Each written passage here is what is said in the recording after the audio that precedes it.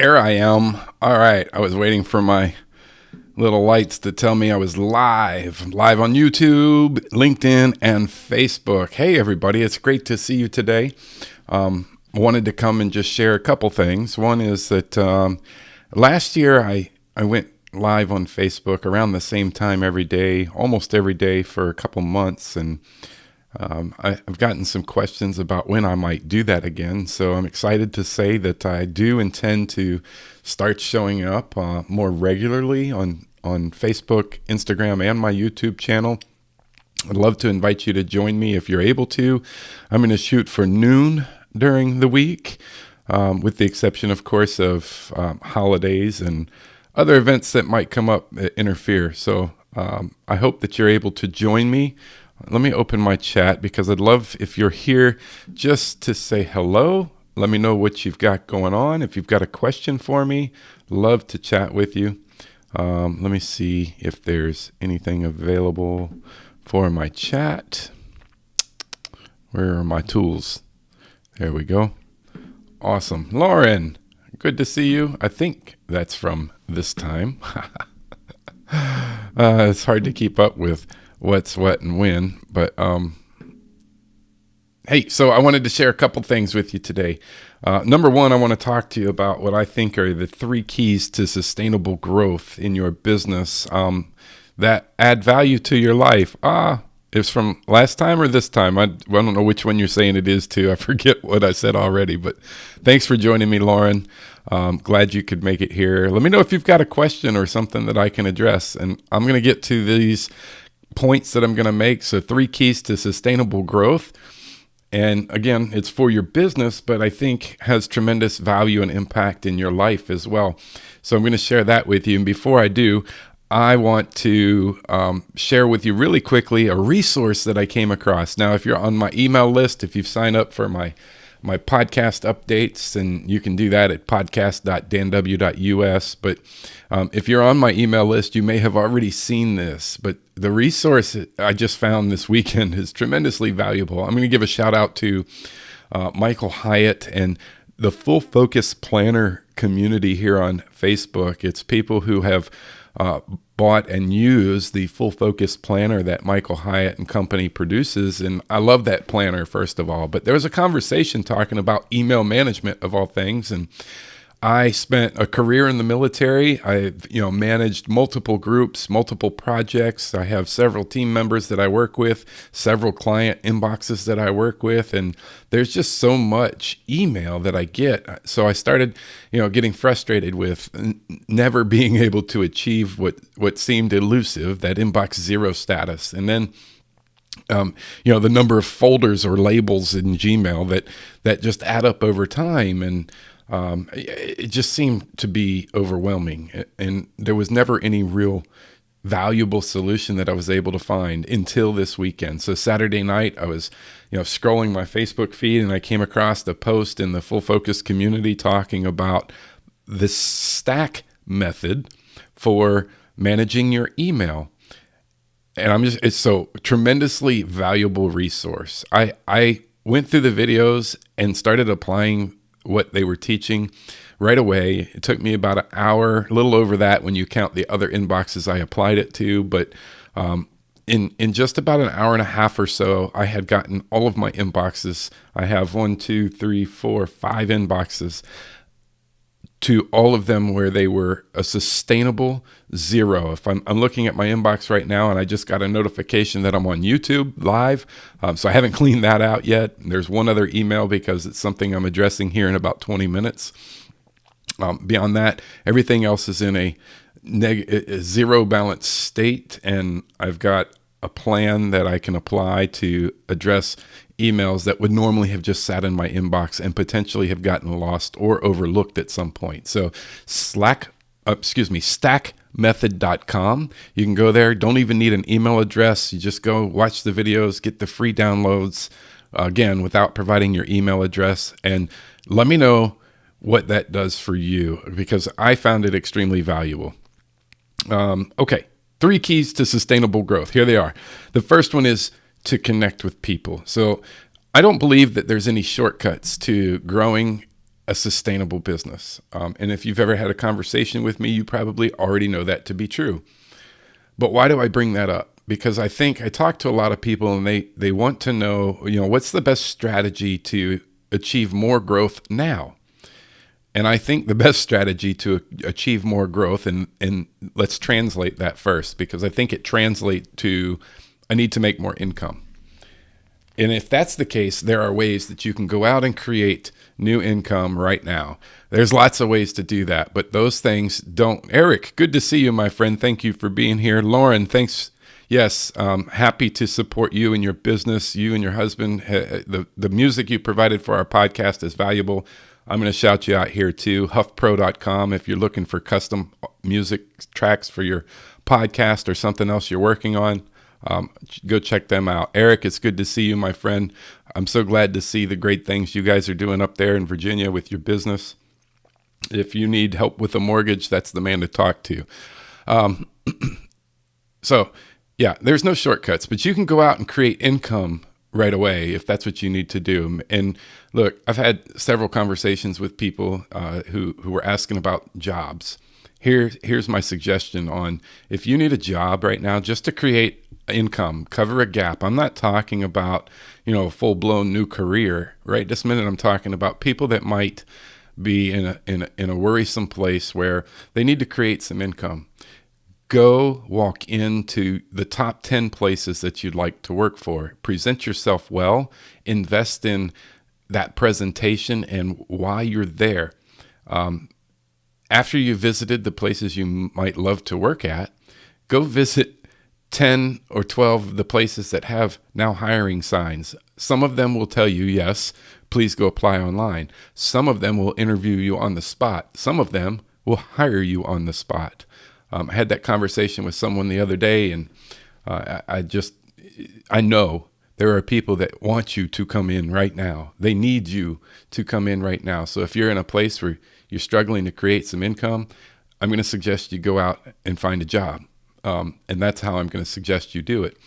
You could sell some things. You could, go out and offer to help your neighbors with the grass, or maybe, this time of year they're looking to do some additional cleanup work around their house, cleaning gutters, or maybe some pressure washing before the winter fully sets in. There's lots of things that you can do right now to go out and create some income, but none of that leads to a sustainable growth in your business and your life. So my suggestion there is first to look at connecting with people. Remove the need to turn them into clients or customers. Remove that from the equation. I know I work with a lot of people who tend to lean towards the introverted side of things, and it's uncomfortable sometimes when you go to a networking event and you feel like you're being pushy. So I'm going to tell you, just stop worrying about it. Go and invest in who they are as people, who they are as business leaders, and what things excite them. Start a conversation with them that has zero to do with you growing your business. Now, the reason I say approach it that way is because I think there's two things that you can benefit from there. And one is the relationship itself. There's tremendous value in surrounding yourself with good people, and that's how you find them. Number two is, even if they're not ever going to become your client or your customer, that experience is something that they're able to share with others. And that experience that they share with others will lead you to more clients and customers. So that's number one. Number two is start from a place of helping first, looking for problems that you might be able to help them solve, challenges that they're facing in their business. Do they need a resource or connection that you might know of in your network? Is there some other thing? Maybe you can, schedule a brainstorming session with them because they don't have a board of directors, or, maybe they're a solopreneur and they don't have people to bounce ideas off of. So you could start right there and just offering to say, you know what, I'd love to sit down with you for coffee and let's brainstorm some ideas that might be helpful for you. So seek to help them first. Come from a place of serving them, right? Now, be careful, because I want you to serve them well, but I don't want you to discount the value you bring to the table. And I'm going to talk about that in a second. But figuring out where the line in the sand is for you. It's okay to want to help them and create a great experience, But if they come back and say, can we do that again? That might be the time to turn that into a business relationship and say, you know what, I'd love to help you. And this is what I do for people on a regular basis. So I'd be happy to do it again. Here's what that would look like, right? Which is the third point. Be clear on your offers and your ask. Be clear on your offers and your ask. When you are confident in your offer, your clients believe in it. When you believe in it, they believe in it. If you don't believe in it, you're not confident, and you are questioning it as you're telling them about it, it's hard for them to buy into it. And so when the time does come that you're ready to draw that line in the sand and ask them to join you in a business relationship, they don't get the same value from it unless you're confident in what you're offering and what you're asking them. So practice that with somebody. While I'm on this topic, I'm going to talk about peer groups, right? I think it's time many of the people I know experience tremendous wealth from upgrading their peer groups, right? There are lots of people around us who don't understand the business world. They don't understand what it's like to be an entrepreneur. And, they think that we live these fancy lives and that we get so much time freedom. And the truth for many of the people I work with is that that's not the truth. They're struggling just the same as others, but because they don't understand the differences, they rely on what we're taught as a society, which is to go to work, get a job, provide a sustainable income and security and health insurance and all the things that come with that image of success in the working world. And it's hard by yourself. And so I'm going to say invest in your peer groups. And what does that look like? I've got a tremendous community that I'm a part of. It's the 48 Days Eagles community with Dan Miller. That is a large, low-cost peer community where people who generally are like-minded and maybe doing similar things and activities can contribute to the growth of each other. And it's sort of, I'm going to say it's sort of from a distance. I think it's tremendously valuable to be a part of that community. And at $48 a month, it's not a big investment. But I'm also going to say that I encourage people to invest in themselves, right? I work with people who are constantly seeking new areas to grow, new ways to grow. They're invested in their personal and their professional growth at a level that is going to allow them to be tremendously successful over time. That looks a lot like I lead a paid mastermind group where we get together and we are committed to the success of every other member in that group. And so definition of a mastermind really is two or more. A mastermind group, I guess, would be two or more people coming together where the numbers change, right? My mind plus one other mind is not two minds together anymore. It becomes one mastermind because those people that contribute to that group bring their own worldviews, their own experiences, and they're committed to their own success as well as the success of each and every other person in that community. So I do lead a small mastermind, and if you're curious to find out more about that, I would encourage you to apply. Now, again, that's not for everybody. This is for people who are invested in their own growth. They're not naysayers. They don't make excuses. They are looking to be encouraged. They're looking for the support from a community of their peers that's highly invested in them, and they're ready to highly invest in themselves.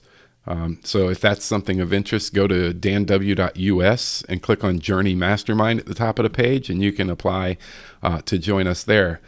We'll come together as a group and discuss the value and benefit that you bring. If you are looking to be an entrepreneur in the next 10 to 12 months, you are already a full-time entrepreneur or business owner, and you're looking for the growth and the benefit from a community of people like that, here's the deal, right? When we come together like that, we can achieve more together because of the valuable experiences that each and every other person brings than we could ever achieve on our own. So I'd love to see about adding, 3 or 4 more people to our small group. I'm going to cap it at 10 or 12, and that's more than enough and allows us to really focus in on being invested in the people right there. So love to invite you to do that. So that was my 3 keys to sustainable growth. And Lauren says, such a pertinent topic, as I get off the line with a very pushy person who says they aren't a salesman, but basically insulted my client on the call. Wow. That brings to mind another piece, right? Most of the people I work with happen to have this distaste for what we know as sales. And again, I'll go back to the first step in that is simply to focus on connecting with people, investing in them as people first. If there's an opportunity that would be a great fit for you to work together in a business relationship, that's a bonus. But what I've found to be extremely useful in building community wherever I've gone is simply taking time to invest in the people around me. And that looks a lot like being interested in the things that they're doing and genuinely curious about who they are, what they're doing, what excites them. And even, yes, some of the challenges that they might be facing. If there's an opportunity to sit down and help them, that's the second step. I want to sit down and help them. Because Zig Ziglar said it best, I think, and you can get anything you want in this world if you help enough other people get what they want. So I believe that. I've practiced it, and I even led a session here with my local Chamber of Commerce that was focused on that idea, that concept of getting people at the tables in the room to be focused on the other people instead of the traditional networking experience of handing out business cards and telling you all about how great I am and what I can offer you. Instead, I encourage them to look at the other people at the table, find out what they're doing, what do they need support in, and how can we come together at this table right now at this session and work together to help you find those solutions.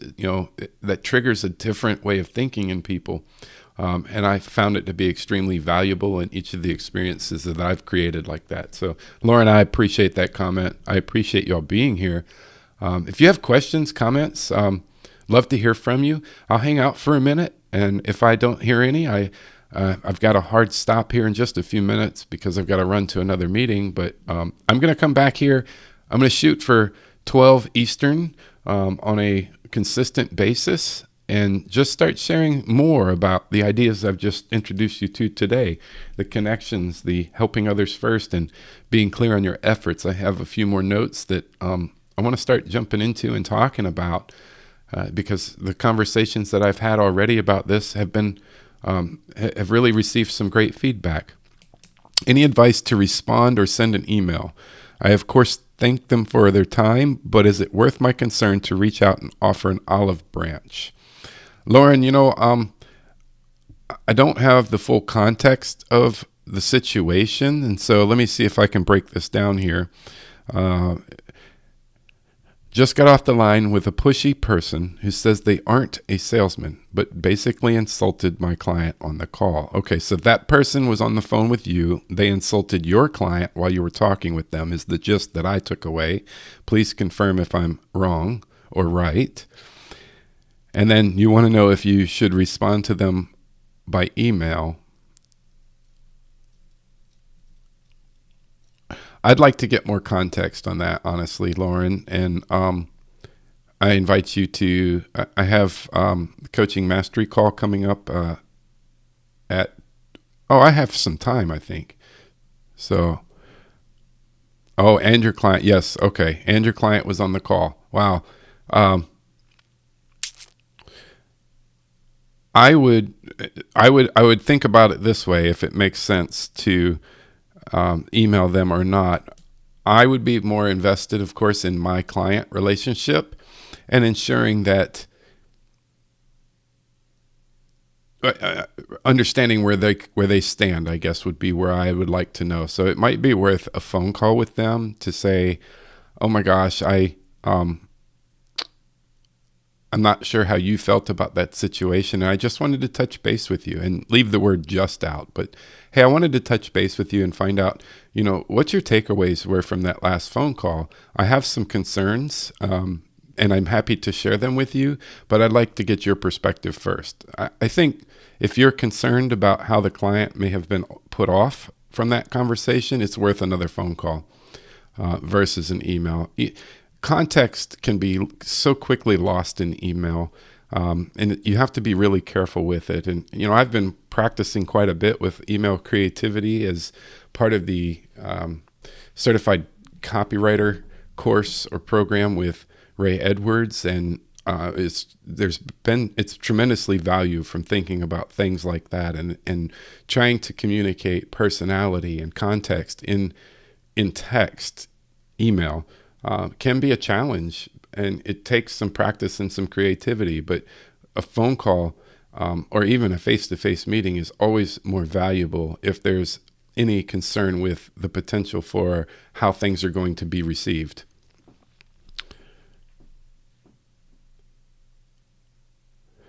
And she says, we were on the same page, the client and I, feel good on that side. I just wondered if you felt in those situations, should we take the high ground in the event we work with that person again, or just let it be?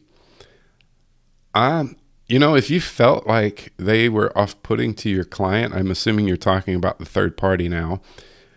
And again, I'm happy to entertain a phone call to discuss this a bit in more depth. You have my number, so don't hesitate to reach out. But I'm inclined to say that they might not realize the way they were coming off in that scenario, and I would potentially get on another call with that third party and let them know how you perceived it, and from a constructive criticism perspective, right? Hey, I think it was a good call, and I think, or maybe I didn't think that you added any value at all. Sometimes people need to hear that.